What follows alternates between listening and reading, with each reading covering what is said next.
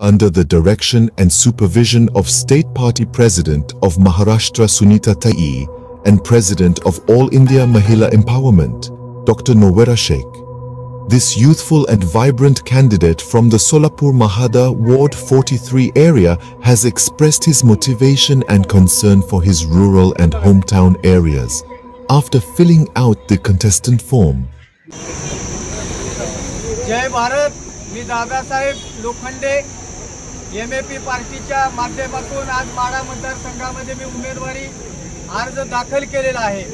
गेली 10 वर्षांमध्ये माढा मतदारसंघामध्ये शेतकऱ्याचा विकास झालेला नाही, सर्वसामान्यांचा विकास झालेला नाही।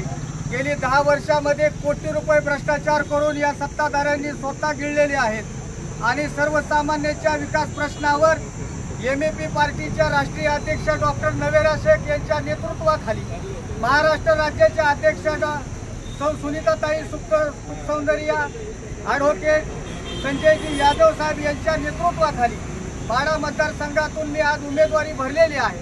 सातत्याने जनतेची आम्ही सेवा करण्याची धुरा आम्ही हातात घेतलेली आहे। या भ्रष्टाचाराला मातीत घालण्याची धुरा आम्ही हातात घेतलेली आहे आणि निश्चितपणाने एमएपी पार्टीला जर आपण निवडून दिलं तर जशास तसे आम्ही उत्तर देण्यास आम्ही तयार आहे। भ्रष्टाचाराला मातीत घालण्यासाठी आम्ही तयार आहे।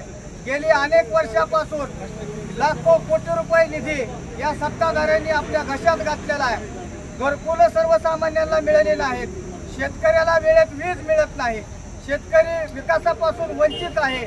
शेतकऱ्यावर माढा मतदारसंघामध्ये सातत्याने अन्याय अत्याचार चालू आहे।